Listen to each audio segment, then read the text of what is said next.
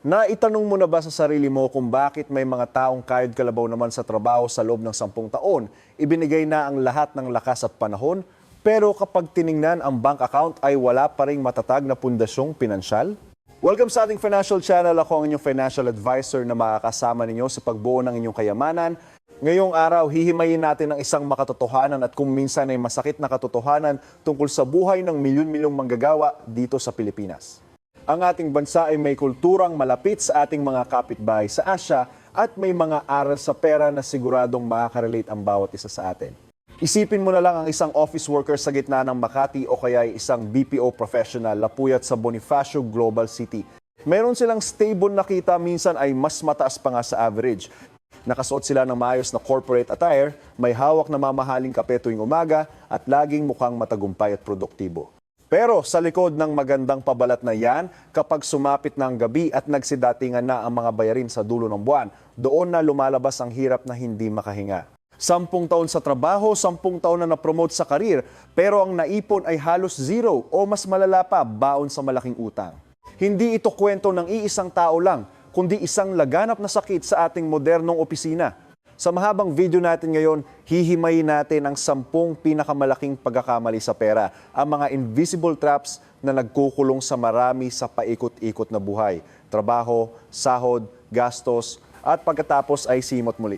Ang mga pagkakamaling ito ay hindi lang basta lumitaw. Nagmula ito sa ating mga nakasanayan, sa presyo ng lipunan, at sa mga paniniwalang kultural na nakatanim na sa ating isipan. Bago natin isa-isahin ang mga pagkakamaling ito, kailangan muna nating intindihin ang konteksto ng ating kultura at ang psikolohiya sa likod ng mga desisyong ito sa pera. Dito sa Pilipinas, gaya ng ibang umuulad na bansa, ang pagdami ng middle class ay kasabay ng pagsabog ng consumerism o ang hilig sa paggastos. Naglalakihan ang mga mall na parang mga kabuti at ang mga advertisement ay saktong-sakto sa linyang deserve mo ito, dagdagan pa ng daling makakuha ng mga loan.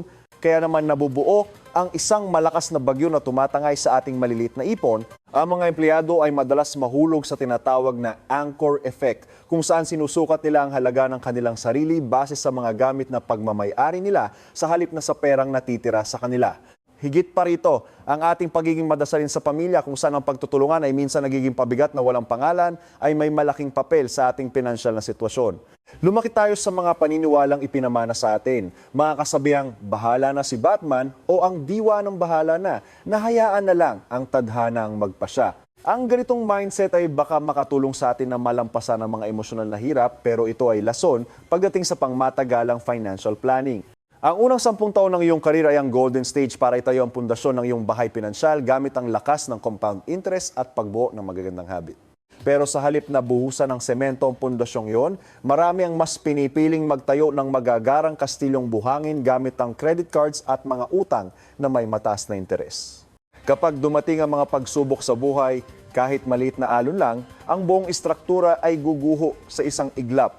Kaya ihanda ang inyong isipan, harapin natin ang mga masakit na katotohanan para simulan ang pag-opera sa 10 nakamamatay na pagkakamaling ito.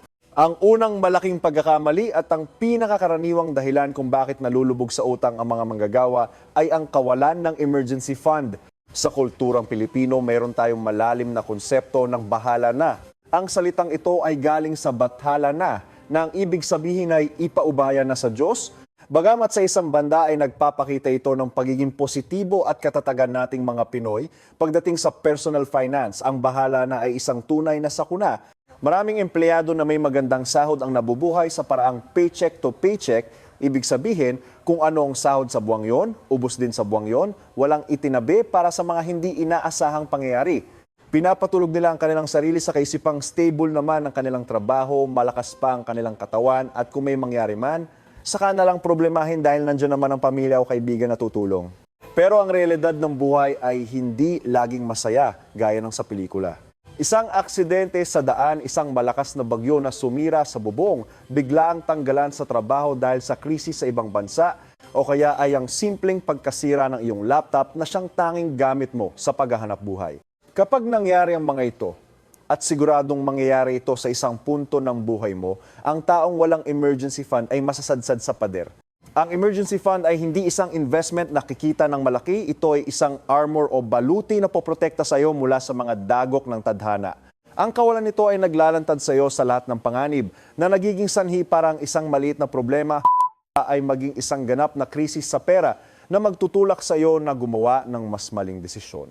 Para mas maintindihan natin ang pinsalang dulot ng kawalan ng emergency fund, tingnan natin ang isa sa mga pangunahing dahilan ng pagkabagsak ng pera ng isang tao, ang medical shocks. Sa Pilipinas, napakamahal ng gastusin sa mga pribadong ospital, habang ang mga pampublikong ospital naman ay laging puno. Isipin mo na lang, isang araw, ikaw o ang isang mahal mo sa buhay ay biglang kailangang ma-ospital dahil sa isang malalang sakit o kailangang operahan agad. Ang bill sa ospital ay pwedeng umabot ng daan-daang libong piso sa loob lang ng ilang araw. Kung mayroon kang emergency fund na katumbas ng 3 hanggang 6 na buwan ng iyong gastusin, magagawa mong harapin ang sitwasyon ng mahinahon at makatutok sa pag-aalaga sa may sakit. Pero kung zero ang laman ng iyong savings account, ano ang mangyayari? Magpapanik ka na. Magsisimula ka ng maghabol at mangutang sa kung sino-sino. Una, sa mga kamag-anak at kaibigan. Kapag hindi na sila makatulong, kukuha ka na ng cash advance sa credit card na may napakataas na interes. At kapag sagad na ang credit card, ang huling hantungan ay ang mga loan shark o mga 5,006 na ang interes ay binibilang araw-araw. Dito na nagsisimula ang paikot-ikot na utang na wala ng labasan. Ang isang medical emergency ay hindi lang sumisira sa kalusugan, kundi umuubos din sa lahat ng naipon mo sa loob ng maraming taon at nag-iiwan pa ng malaking utang na babayaran mo ng ilang taon. Nakakalungkot isipin na maraming pamilya ang napipilitang ibenta ang kanilang mga ari-arian, isanla ang bahay o sasakyan sa murang halaga para lang may pambayad sa ospital. Ang emergency fund ang iyong unang depensa para hindi mangyari ang ganitong domino effect. Binibigyan ka nito ng isang bagay na napakahalaga sa oras ng gipit, oras at katahimikan ng isip para makagawa ng tamang desisyon. Paano nga ba tayo makakalabas sa bahala na trap at makakabuo ng matatag na emergency fund? Ang unang hakbang ay ang pagbabago ng pananaw. Ang emergency fund ay hindi isang opsyon, ito ay isang obligasyon para sa bawat adult. Kailangan mong mag-ipon ng halagang katumbas ng 3 hanggang 6 na buwan ng iyong basic expenses. Tandaan, basic expenses lang ito. Upa sa bahay, pagkain, kuryente, tubig at pamasahe, hindi kasama ang mga luho. Para sa mga freelancer o mga nasa industriyang hindi stable, dapat ay 9 hanggang 12 buwan ang itabi. Mukhang malaking halaga ito at nakakatakot, pero ang sikreto ay ang paghahati-hati sa maliliit na layunin. Huwag mong piliting mabuo ito sa loob lang ng ilang buwan. Magsimula sa pinakamaliit na hakbang, magtabi ng 10 hanggang 15% ng iyong sahod sa sandaling makuha mo ito at ilipat ito sa isang hiwalay na bank account. Ang account na ito ay dapat may 2 katangian. Una, madaling makuha o liquid kapag kailangan na talaga. Pangalawa, dapat ay medyo mahirap siyang ma-access para hindi ka matuksong gastusin ito sa mga bagay na hindi naman talaga emergency. Halimbawa, huwag mong install ang mobile banking app nito sa main phone mo. Ituring mo ang pagbuo ng emergency fund na parang pagbabayad ng tax para sa sarili mong kapayapaan sa hinaharap. Ang pagkakaroon ng emergency fund ay hindi magpapayaman sa iyo agad, pero nagbibigay ito ng malakas na kapangyarihan. Mas magiging kumpiyansa ka sa trabaho dahil hindi mo kailangang yumuko o tanggapin ang masamang trato dahil lang takot kang mawalan ng tanging pinagkakakitaan. Ito ang matibay na pundasyon para makahakbang ka na sa susunod na yugto ng iyong financial freedom.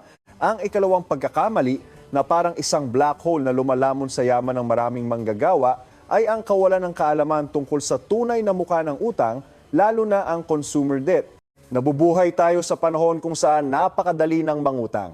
Ang mga bangko at financial institutions ay laging may mga alok, mag-apply ng credit card para sa libreng maleta, kumuha ng personal loan na walang collateral sa ilang pindot lang sa phone, o ang usong-usong buy now pay later sa mga online shopping apps.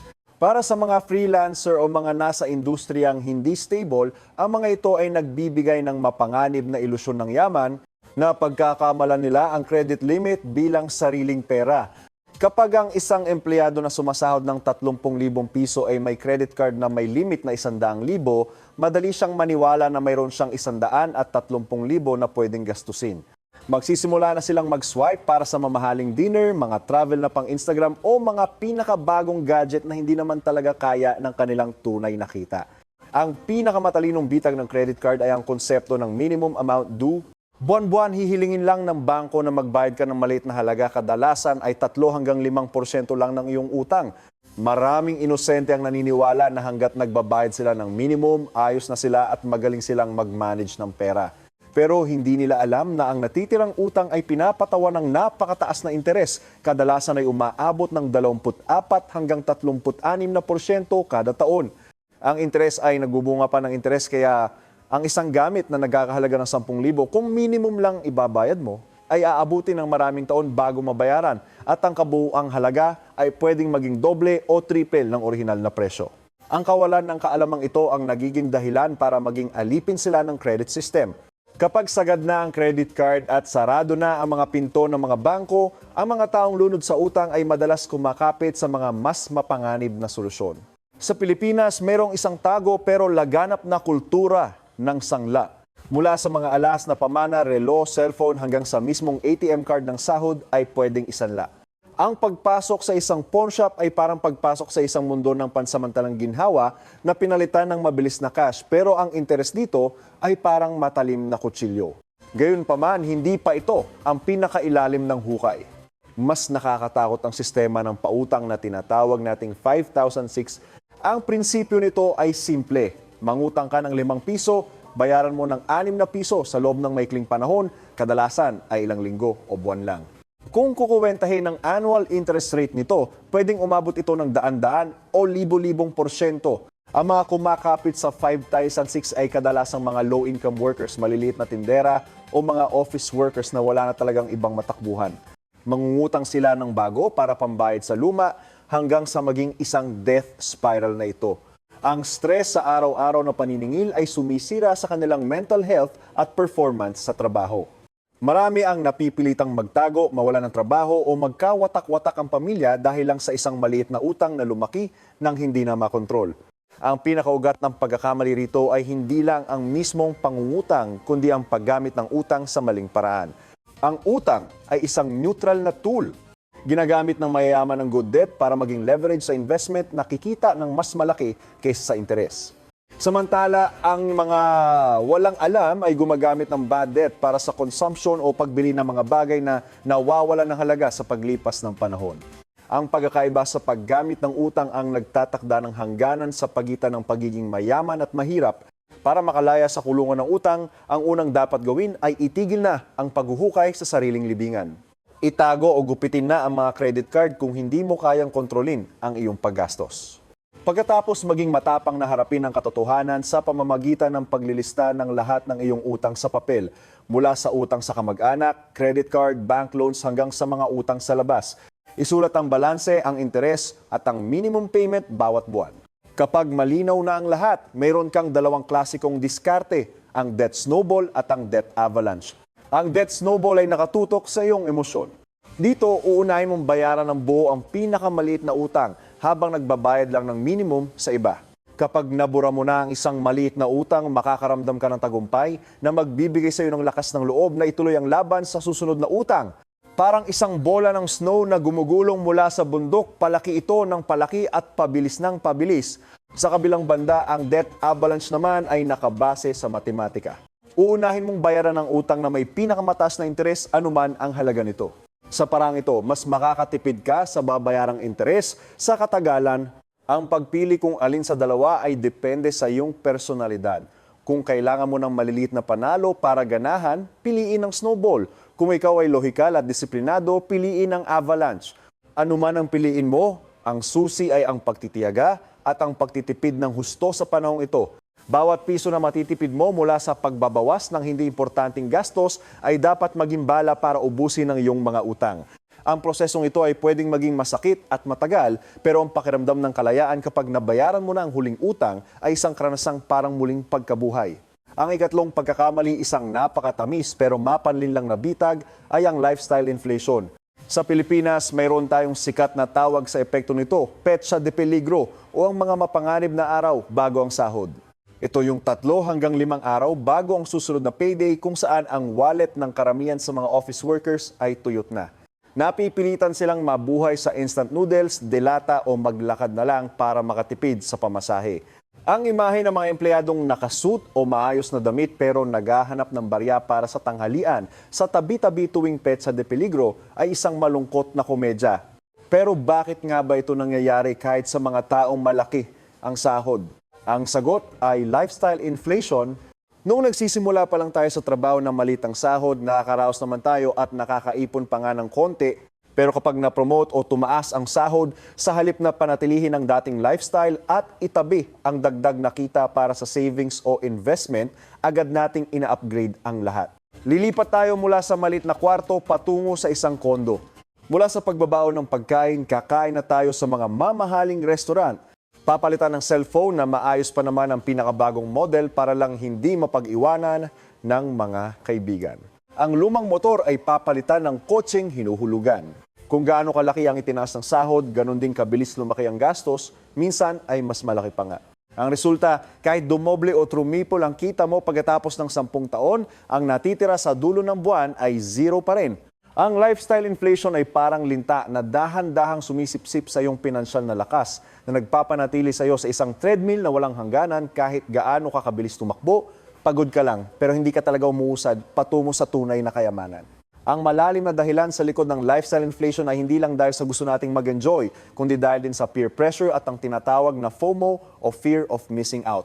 Sa ating mga opisina ngayon, lalo na sa mga malalaking kumpanya o BPO na puno ng mga kabataan, ang pagsunod sa uso ay parang isang hindi nakasulat na batas. Mararamdaman mong out of place ka kung tatanggi ka sa mga gimmick pagkatapos ng trabaho, sa mga mamahaling kape tuwing hapon o sa mga out-of-town trips na magastos. Ang social media naman ay nagsisilbing gasolina na nagpapaliyab sa ating inggit at kagustuhang magpasikat. Habang nag-i-scroll tayo sa Facebook o Instagram, lagi tayong nakakakita ng mga perfect life ng ating mga kaibigan at katrabaho. Mga bagong branded na bag, dinner sa 5-star hotel o bakasyon sa mga magagandang beach. Ang ating utak ay automatikong nagkukumpara na nagpaparamdam sa atin na nahuhuli na tayo o kulang tayo kung wala tayong ganoong gamit. Para mapunan ang insecurity na yon, marami ang handang gumastos ng higit sa kanilang kakayahan, bumibili ng mga bagay na hindi naman nila kailangan, gamit ang perang hindi pa nila talaga kinikita para lang mapahanga ang mga taong hindi naman nila talaga gusto. Ito ay isang laro kung saan ang tanging talo ay ikaw mismo. Ang pagpapanatili ng isang peking magandang imahe ay umuubos sa iyong resources, kumukuha sa iyong pagkakataon na mag-invest para sa kinabukasan at naglalagay sa iyo sa walang katapusang stress. Ang tunay na yaman ay madalas tahimik, habang ang kahirapan na nagpapanggap ay laging maingay at mapang-akit. Para magamot ang sakit na lifestyle inflation, ang pinakamabisang gamot ay ang pag-practice ng conscious spending o ang pagkakaroon ng malay sa paggastos. Hindi ito nangangahulugan na kailangan mong maging kuripot ng sobra o tanggalin ang lahat ng saya sa buhay. Ang conscious spending ay ang sadyang paglalaan ng iyong pera sa mga bagay na talagang nagbibigay sa iyo ng halaga at pangmatagalang saya, habang walang awa mong pinuputol ang mga gastos na wala namang saysay at para lang sa yabang. Kung talagang mahilig kang mag-travel at nagbibigay ito sa iyo ng positibong energy, maglaan ka ng budget para doon, pero kapalit nito, pwedeng lumang motor na lang ang gamitin mo. O magbaon ka na lang ng pagkain sa opisina sa halip na mag-restaurant. Ang sikreto ay ang intentional trade-off. Isang epektibong teknik laban sa biglaang pagbili o impulse buying ay ang 24-hour rule.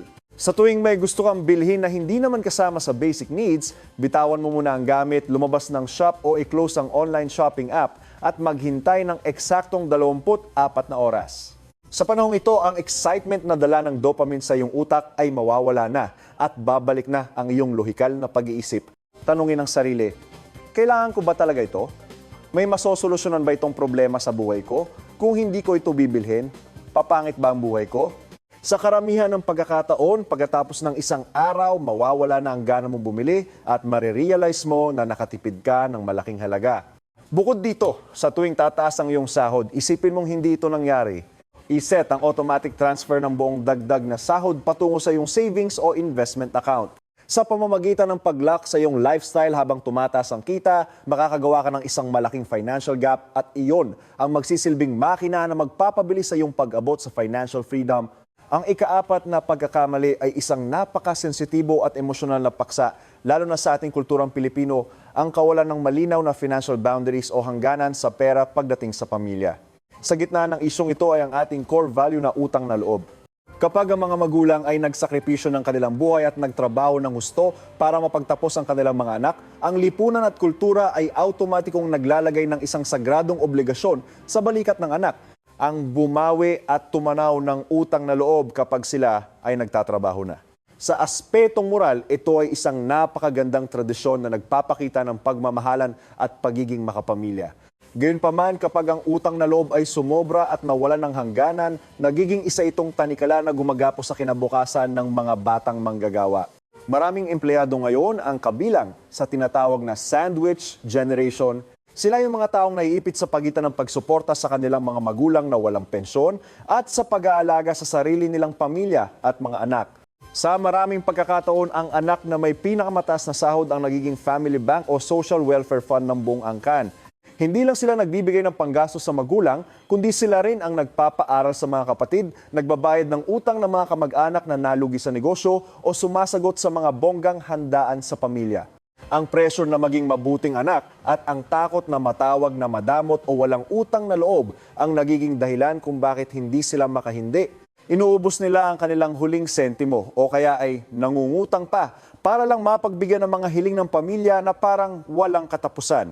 Ang bulag na sakripisyong ito ay nagreresulta sa isang trahedya, nawawalan sila ng kakayahang itayo ang sarili nilang pundasyon at ang siklo ng kahirapan ay mauulit lang sa susunod na henerasyon. Ang sitwasyong ito ay tinatawag din minsan na black tax, ang hindi nakikitang buwis na binabayaran ng mga taong nagtagumpay mula sa mahirap na pamilya para iangat ang iba pa nilang kapamilya. Ang pinakamasama sa kawalan ng boundaries ay hindi lang ang pagkaubos ng pera ng nagbibigay, kundi ang paglikha nito ng isang enabling environment o ang pagiging palaasa ng mga tumatanggap. Kapag ang isang kuya o ate ay laging sumasalo sa lahat ng problema sa pera ng pamilya, hindi niya namamalayan na ninanakawan niya ang kanyang mga kapamilya ng pagkakataong matutong tumayo sa sariling paa at maging responsable sa buhay. Ang kapatid ay hindi na magsisikap maghanap ng trabaho dahil alam niyang may magbibigay naman sa dulo ng buwan. Ang tito ay patuloy na magsusugal dahil alam niyang may sasalo sa kanyang utang. Ang tulong na nagmula sa pagmamahal ay nagiging lason na pumapatay sa determinasyon ng buong pamilya na umunlad. Higit pa rito, ang mga financial expectations mula sa pamilya ay madalas walang katapusan. Kapag nagbigay ka ng 10 ngayon, sa susunod ay 20 na ang aasahan nila. Kapag dumating ang araw na nagkaproblema ka at 5 na lang ang naibigay mo, ikaw pa ang lalabas na masama. Ang sama ng loob at away pamilya dahil sa pera ay ang mga sugat na pinakamahirap gamutin. Maraming manggagawa ang nakakaranas ng depression at burnout dahil sa bigat ng responsibilidad na hindi na nila kaya. Nagtatrabaho sila ng sobra-sobra hindi dahil sa passion o pangarap, kundi para lang mapanatili ang papel nila bilang tagapagligtas ng pamilya. Nakakalimutan nila ang basic rules sa eroplano, isuot muna ang sariling oxygen mask bago tumulong sa iba. Kung hahayaan mong malunod ang sarili mo sa utang at pagod, wala ka ring matutulungan sa katagalan, kahit ang mga taong pinakamamahal mo.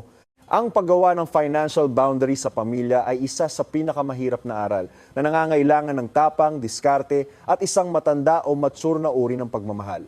Ang pagsasabi ng hindi sa kamag-anak ay hindi nangangahulugang hindi mo na sila mahal, kundi pinoprotektahan mo ang iyong kinabukasan para mas matulungan mo sila sa mas matagal at mas stable na paraan. Ang unang hakbang ay ang pagkakaroon ng tapat at seryosong usapan sa iyong pamilya tungkol sa tunay mong kalagayan sa pera. Ipaliwanag ng maayos ang iyong mga long-term goals, ang mga utang na binabayaran mo at ang limitasyon ng halagang kaya mong ibigay buwan-buwan nang hindi nasisira ang iyong sariling seguridad. Gawin mong fixed item sa iyong budget ang tulong sa pamilya, parang upa sa bahay o kuryente. Kapag umabot na sa limit na yon, kailangan mong matutong tumanggi sa mga dagdag na hiling. Maaaring sa simula ay magkaroon ng tampuhan, galit o mga masasakit na salita, pero manindigan ka. Sa paglipas ng panahon, mapapatunayan mong kailangan ang ganitong kalinawan. Sa halip na bigyan sila ng isda, humanap ng paraan na bigyan sila ng lambat o paraan para makapangisda. Kung kailangan ng kamag-anak ng puhunan sa negosyo, hilingan mo sila ng malinaw na business plan at ituring itong formal na utang na may kasulatan sa halip na bigay lang. Kung kailangan ng kapatid ng pampaaral, gabayan sila sa paghahanap ng scholarship o part-time job. Ang paglalagay ng boundaries ay pumuputol sa siklo ng pagiging palaasa at pinipilit ang bawat miyembro ng pamilya na magsumikap. Kapag pinalaya mo ang sarili mo sa hindi nararapat na bigat ng pera, hindi mo lang nililigtas ang iyong kinabukasan, kundi tinutulungan mo rin ang iyong pamilya na maging independent at matatag. Ang ikalimang pagkakamali ay isang bitag na nagpapatulog sa atin sa maling pakiramdam ng seguridad, ang pag-asa sa isang source ng kita o ang iyong sahod lang. Para sa nakararaming manggagawa, ang kinsenas at katapusan ang mga pinakasagradong araw. Ang tunog ng ting sa cellphone kapag pumasok na ang sahod ay nagbibigay ng sobrang kapanatagan. Nagbibigay ito ng ilusyon na magiging ganito na lang ang buhay habang buhay. Naniniwala tayo na hanggat masipag tayo at ginagawa ang ating trabaho, nandyan lang ang kumpanya at tuloy-tuloy ang pasok ng pera hanggang sa mag-retire tayo.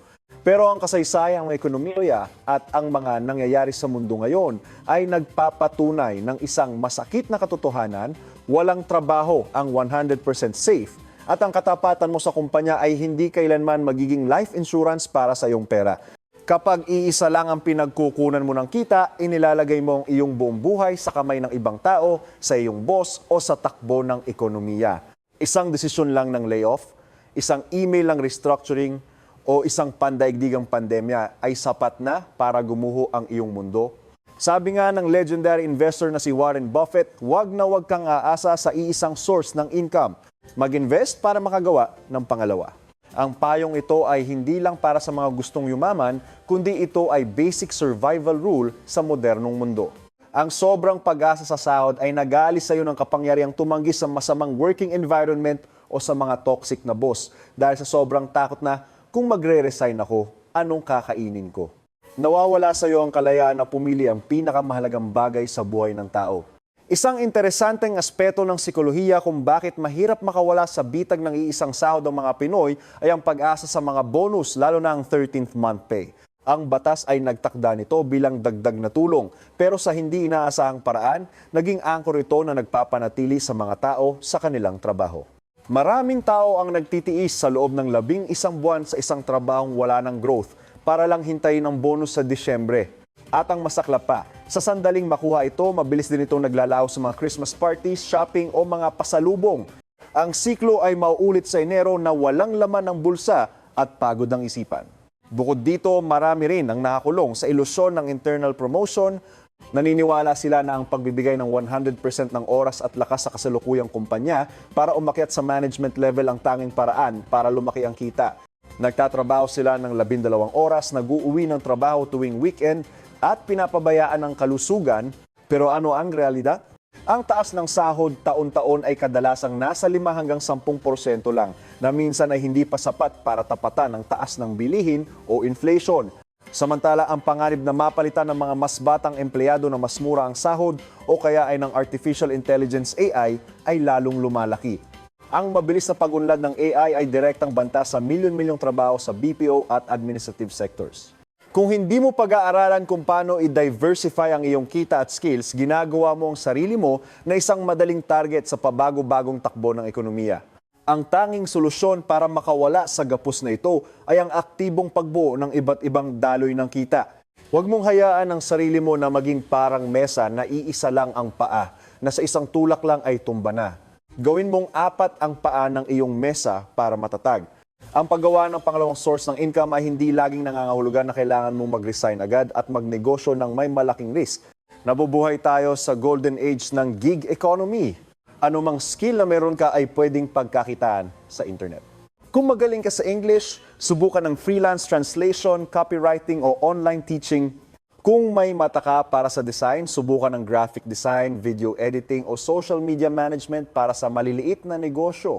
Ang mga side hustles na ito sa simula ay maaaring maliit lang ang kita, pero ang pinakamalaking halaga nito ay ang paglawak ng iyong pananaw at network. Tinuturuan ka nito ng mindset ng isang negosyante kung paano i-market ang sarili, mag-manage ng oras at lagyan ng tamang presyo ang iyong serbisyo. Kapag ang kita mula sa side hustle ay naging stable na, hindi lang ito magsisilbing salbabida kung sakaling mawalan ka ng main job, kundi pwede rin itong maging leverage para mag-invest sa iba pang assets. Ang ultimate goal ay hindi ang magtrabaho ng 24,007 sa maraming racket, kundi ang bumuo ng kalayaan. Kapag marami kang source ng income, may karapatan ka ng mag-no sa masamang kondisyon ng trabaho, may laya ka ng sundin ng iyong passion, at higit sa lahat, hawak mo ang iyong sariling tadhana sa pera, hindi na laging nakadepende sa susunod na sahod. Ang ika-6 na pagkakamali ay isa sa mga pinakananghihinayang na bahagi ng kabataan, ang hindi pagsisimulang mag-invest ng maaga. Kapag narinig ang salitang invest, ang unang reaksyon ng maraming empleyado ay takot, pag-alinlangan at ang natural na pag-iwas sa mga bagay na hindi nila naiintindihan. Meron silang maling paniniwala na ang stock market ay parang sugalan na para lang sa mga eksperto na nakasuit at may mga komplikadong chart o kaya ay laro lang ng mga taong marami ng pera. Ang takot na ito ay lalong lumalakas dahil sa mga kwentong naririnig tungkol sa mga kakilala na nawalan ng pera sa stocks o sa mga peking investment projects. Kaya naman para sa absolute safety, mas pinipili ng marami na ilagay ang lahat ng kanilang ipon sa regular bank accounts. Nakikita nilang dahan-dahang nadadagdagan ang numero sa kanilang account at kampante na sila. Pero ang kapanatagang iyon ay isang mapanganib na ilusyon. Hindi nila alam na mayroong isang hindi nakikitang kaaway na dahan-dahang kumakain sa halaga ng kanilang pera araw-araw, ang inflation. Ang inflation ay parang anay na kumakain sa pundasyon ng iyong bahay mula sa loob. Hindi mo ito nakikita o naririnig, pero totoo ang pinsala nito. Sa interest rate ng bangko na kadalasan ay 1 hanggang 3% lang, habang ang inflation ay pwedeng umabot ng 5 hanggang 7%, ang paglalagay ng pera sa bangko ay parang pagtanggap na ang pera mo ay mawawala ng halaga sa paglipas ng panahon. Ang 100,000 piso ngayon ay pwedeng makabili ng isang motor, pero pagkatapos ng 10 taon, ang halagang yun kasamang interest sa bangko ay baka kalahati na lang ng motor ang mabili. Ang kapalit ng pagpapaliban sa pag-invest ay hindi lang ang pagkawala ng halaga dahil sa inflation, kundi ang pagtatapon sa bintana ng isa sa pinakamalaking himala sa matematika, ang compound interest. Sabi nga ni Albert Einstein, ang compound interest, ang eighth wonder of the world. Ang nakakaintindi nito ay kikita, ang hindi nakakaintindi ay magbabayad. Ang konsepto nito ay simple, ang interest ay kumikita rin ng interest. Pero ang pinaka-importanting kailangan para gumana ang magic na ito ay oras. Tingnan natin ang isang simpleng halimbawa. Si Person A ay nagsimulang mag-invest ng 5,000 piso buwan-buwan mula edad 25 sa isang index fund na may average return na 8% kada taon. Pagdating ng edad 25, kuminto na siya sa pag-invest at hinayaan na lang ang pera na lumago. Si Person B naman ay naghintay hanggang edad 25 bago nagsimula 5,000 rin buwan-buwan sa 8%, pero kailangan niyang mag-invest ng tuloy-tuloy hanggang edad 60.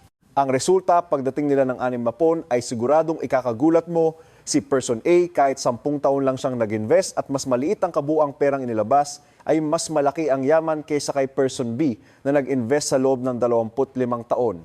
Ang malaking pagkakaibang ito ay dahil sa 10 taon na head start ni Person A kung saan hinayaan niyang gumana ang compound interest. Kapag nagtrabaho ka ng 10 taon nang hindi nag-invest, itinapon mo ang pinakamahalagang panahon ng iyong buhay na hinding-hindi na mabibili ng anumang halaga. Ang takot na mawalan ng pera sa short term ay nag-alis sa iyo ng pagkakataong maging malaya sa long term. Ang pag-invest ay hindi laro para sa mga gustong yumaman agad sa isang gabi, kundi ito ay isang disiplinado at minsan ay nakakabagot na proseso ng pagtatanim ng puno at matiyagang paghihintay na lumaki ito. Ang magandang balita ay hindi mo kailangan maging genius sa math o expert sa Wall Street para maging matagumpay na investor. Ang susi ay magsimula na ngayon kahit sa maliit na halaga at pumili ng mga investment tools na safe, simple at bagay sa mga busy na tao. Sa Pilipinas, isa sa pinakamagandang pinto para sa mga manggagawa ay ang Pag-ibig MP2 Savings Program.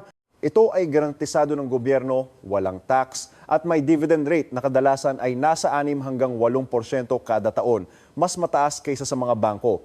Pwede kang magsimula sa halagang 500 piso lang buwan-buwan. Ito ang perfect na simula para masanay ka sa disiplina ng pag-invest nang walang kaba sa pabago-bagong market. Kapag sanay ka na ang pera mo ay kumikita ng pera, ang susunod na hakbang ay pag-aralan ang index funds o exchange traded funds FFs. Sa halip na magbakasakali sa isang kumpanya na pwedeng malugi, ang index fund ay parang isang basket na naglalaman ng mga pinakamalalaking kumpanya sa ating ekonomiya. Kapag umunlad ang ekonomiya, lalago rin ang iyong pera. Ang diskarte rito ay ang dollar cost averaging o ang regular na paglalagay ng fixed na halaga buwan-buwan, bumaba man o tumaas ang market. Kapag mababa ang presyo, mas marami kang mabibili. Kapag mataas, lumalaki ang value ng iyong naipon. Ang ganitong boring at automatic na diskarte ang nakatulong sa milyon-milyong ordinaryong tao sa mundo na makabuo ng malaking yaman para sa kanilang retirement. Tandaan, ang pinakamagandang oras para magtanim ng puno ay 20 taon na ang nakalipas. Ang pangalawang pinakamagandang oras ay ngayon. Ang ikapitong pagkakamali ay isang butas sa iyong depensa na pwedeng ikabagsak ng lahat, ang kawalan ng pakialam sa life insurance at health insurance. Sa psikolohiya, mayroon tayong tinatawag na optimism bias. Naniniwala tayo na ang mga masasamang bagay gaya ng aksidente, malalang sakit o maagang pagkamatay ay nangyayari lang sa ibang tao na napapanood sa balita at hinding-hindi mangyayari sa atin. Lalo na kung nasa edad 20 o 30 pa lang, ang mga manggagawa ay madalas tamaan ng Superman syndrome. Pakiramdam nila ay punong-puno sila ng lakas at pwedeng magpuyat at magtrabaho ng walang hanggan. Kaya naman kapag may lumalapit na insurance agent, ang unang reaksyon ay umiwas. Itinuturing nila ang insurance na parang sayang na gastos, isang malas na usapin o kaya ay panloloko lang ng mga kumpanya. Mas gusto pa nilang gastusin ang pera sa bagong phone, travel o sa mga risky na investment sa pag-asang yayaman agad kaysa magbayad ng premium para sa isang bagay na sana ay hindi naman kailangang gamitin. Ang mindset na ito ay dahil sa hindi pagkakaintindi sa tunay na layunin ng insurance. Ang insurance ay hindi tool para kumita o yumaman. Ang insurance ay risk transfer. Nagbabayad ka ng maliit na halaga na kaya mong kontrolin ang premium sa isang malaking kumpanya kapalit ng pangako na kung may mangyaring hindi inaasahan na kukuha sa iyong kakayahang kumita, ang kumpanyang iyon ang sasalo sa pinansyal na bigat para sa iyo at sa iyong pamilya. Ang pagtanggi sa insurance ay hindi nagpapaalis sa risk. Ang ibig sabihin lang nito ay ikaw mismo ang sasalo sa 100% ng bigat ng risk na iyon. Ang epekto ng kawalan ng insurance ay nagiging masakit kapag nangyari ito sa breadwinner ng pamilya. Subukan nating isipin ang isang nakakatakot na senaryo. Kung bukas, sa anumang dahilan, hindi ka na makauwi sa inyo o kaya ay makauwi ka pero habang buhay ka nang nakahiga sa kama, paano na ang asawa, mga anak at matatandang magulang mo? Sino ang magbabayad ng upa sa susunod na buwan? Sino ang magpapatuloy sa pag-aaral ng mga bata? Sino ang magbabayad ng utang sa bahay o kotse na hindi pa tapos? Kung walang life insurance, ang buong bigat na iyan ay babagsak sa mga mahal mo sa buhay habang sila ay nagdadalamhati. Hindi lang nila nawalan ng asawa, tatay o anak, kundi nawalan din sila ng kabuhayan.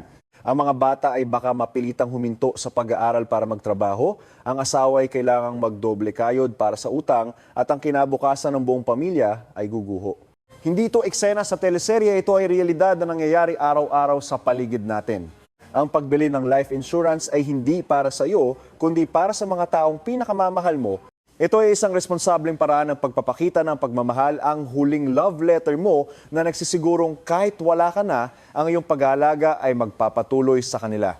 Ganon din ang health insurance, ito ang kalasag na poprotekta sa iyong mga pinaghirapan.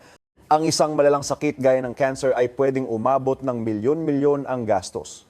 Kung walang health insurance, ang lahat ng savings at investment na pinaghirapan mo ng buong buhay ay maglalaho sa loob lang ng ilang sesyon ng chemotherapy. Mapipilitan kang pumili sa pagitan ng mabuhay na baon sa utang o itigil ang gamutan dahil sa kawalan ng pera. Paano nga ba kumuha ng insurance sa matalinong paraan ng hindi nalulunod sa mga mahal at komplikadong kontrata? Maraming empleyado ang ayaw sa insurance dahil nakaranas silang piliting bumili ng mga VUL, Variable Universal Life Insurance, na may mataas na premium pero maliit ang coverage. At ang malaking bahagi ng binabayad sa unang mga taon ay napupunta lang sa komisyon ng agent. Ang pinakamagandang solusyon, lalo na para sa mga kabataan na limitado ang budget pero kailangan ng malaking proteksyon, ay ang term life insurance. Malayo sa mga hybrid products, ang term insurance ay ang pinakapuro o basic na anyo ng insurance. Magbabayad ka ng napakamurang halaga taon-taon kapalit ng isang napakalaking halaga na ibibigay sa pamilya mo kung sakaling may mangyari sa iyo. Wala itong cash value o ipon, parang insurance lang ng sasakyan o bahay. Kung naging ligtas ka sa taong iyon, ang binayad mo ay parang nawala na. Pero ang totoo ay nakabili ka ng kapayapaan ng isip. Sa pagpili ng term insurance, makakatipid ka ng malaking pera kumpara sa VUL. Ang golden rule dito ay buy term and invest the difference. Ang perang natipid mo sa pagpili ng term insurance ay ikaw mismo ang mag-invest sa index funds o sa MP2 gaya ng pinag-usapan natin kanina. Sa paghihiwalay ng protection insurance at paglago ng pera, investment, makukuha mo ang pinakamataas na coverage sa pinakamababang presyo habang hawak mo ang control sa iyong investment. Ituring mo ang insurance na parang spare tire ng iyong kotse. Ayaw mo itong gamitin pero hindi ka maglalakas loob na magmaneho sa highway nang wala ito. Ang ikawalong pagkakamali ay isang sakit na mabilis kumalat sa panahon ng internet, ang get-rich-quick mindset o ang pagnanais na yumaman ng mabilis. Habang lalong naghihirap sa trabaho pero wala pa ring ipon, ang mga manggagawa ay madalas mawalan ng pag-asa. Magsisimula silang managinip ng isang shortcut, isang sugal na magpapabago sa kanilang buhay para makatakas sa boring na buhay sa opisina. Ang kawalan ng pag-asa at ang kasakiman ang nagiging pain para sa mga scammers. Sa Pilipinas, madalas tayong makabalita ng mga malalaking scam na tumatangay ng bilyong-bilyong piso mula sa mga ordinaryong tao. Mula sa mga Ponzi schemes na nangangako ng 20,000, 30% na kita buwan-buwan nang walang ginagawa, hanggang sa mga shitcoins o peking crypto projects na pinapasikat sa social media o kaya ay ang mga maling sistema ng paluwagan. Ang pagkakapareho ng lahat ng ito ay ang pag-target sa Achilles-heel ng tao, ang kasakiman at kawalan ng kaalaman. Ang mga scammers ay laging mukhang matagumpay. Nagpapakita sila ng mga mamahaling kotse, mansyon at mga screenshot ng malalaking kita sa kanilang account. Gumagamit sila ng mga komplikadong salita sa pera para malito ang mga biktima. Ang mga ordinaryong empleyado na pagod na sa maliit na sahod kapag nakita ang kanilang katrabaho o kaibigan ay biglang yumaman dahil sa pagsali sa isang project ay hindi makakatanggi sa FOMO. Withdraw nila ang lahat ng ipon, isasanla ang lupa o mangungutang para lang sumali sa paniniwalang sila na ang susunod na magiging milyonaryo. Pero sa isang Ponzi scheme, ang pera ng mga bagong sali ay ginagamit lang pambayad sa mga naunang sumali. Kapag wala ng bagong sumasali, guguho ang sistema at ang mga huling pumasok ay mawawalan ng lahat. Ang pinsala ng mga ganitong scam ay hindi lang sa nawalang pera. Sinisira nito ang tiwala ng biktima sa buong financial system na nagiging sanhi para maging extreme ang kanilang pananaw. Marami ang matapos maloko ay sumusumpa na hindi na kailanman mag-invest sa kahit ano, kahit sa mga legal at safe na paraan. Babalik sila sa simula o mas malala ay baon sa utang at itutuloy ang paikot-ikot na buhay sa trabaho ng may pait sa puso. Para hindi maging biktima, kailangang itanim sa isip ang isang hindi nagbabagong katotohanan sa mundo ng pera, ang kita ay laging may kasamang risk. Walang investment sa mundo na may napakataas na kita pero zero risk. Kung ang isang alok ay mukhang too good to be true, siguradong 99% ay scam ito. Si Warren Buffett ay nagkaroon ng average return na 20% kada taon sa loob ng kanyang mahabang karir at naging isa sa pinakamayaman sa mundo. Kaya paano ang isang hindi kilalang project sa internet ay makakapangako ng 20% kada buwan? Ang tunay at matatag na yaman ay bihirang makuha sa isang gabi lang. Ito ay bunga ng isang nakakabagot na proseso ng pagtatrabaho, pamumuhay ng mas mababa sa kinikita, pag-iipon, at matiyagang pag-invest sa mga bagay na may tunay na halaga sa loob ng mahabang panahon. Ang pagbuo ng yaman ay parang paggawa ng bahay na bato. Kailangan mong matiyagang ilagay ang bawat piraso ng hollow block at semento. Nangangailangan ito ng oras, pagod at pawis. Ang mga nangangakong gagawa ng kastilyo para sa iyo sa loob lang ng isang araw ay siguradong nagbebenta lang sa iyo ng kastilyong papel na guguho sa unang ihip pa lang ng hangin. Ang ikasiyam na pagkakamali, isang time bomb na dahan-dahang nabubuo sa ating lipunan, ang kawalan ng sariling retirement plan. Kapag tayo ay nasa edad 10, 30 o 40, ang retirement ay mukhang napakalayo pa at parang hindi pa kailangang isipin. Masyado tayong abala sa mga problema ngayon gaya ng pagbili ng bahay, kotse o pagpapalaki ng anak, kaya nakakalimutan nating paghahanda ng mahabang panahon sa hinaharap kung kailan mahina na ang ating katawan at hindi na tayo pwedeng magtrabaho. Ang dahilan ng kawalang bahalang ito ay muling nagmumula sa ating tradisyonal na paniniwala. Sa maraming henerasyon, ang mga Pinoy ay naniniwala sa konsepto na ang mga anak ang magsisilbing retirement fund. Maraming magulang ang ibinibigay ang lahat ng kanilang ari-arian at lakas para mapagtapos ang mga anak sa pag-asang kapag ang mga ito ay nagtagumpay na, tungkulin na nilang alagaan at bigyan ng komportableng buhay ang kanilang mga magulang. Pero sa modernong ekonomiya, ang modelong ito ay nagiging napakadelikado. Ang presyo ng bilihin, lupa, gamot at edukasyon ay mabilis na tumataas. Ang mga kabataan ngayon ay nahaharap sa malaking pressure para buhayin ang kanilang sarili at ang sarili nilang pamilya. Kapag ang mga magulang ay nagdagdag pa ng bigat ng kanilang retirement sa balikat ng mga anak, lalo lang nilang pinahihirapan ang mga ito na makaahon.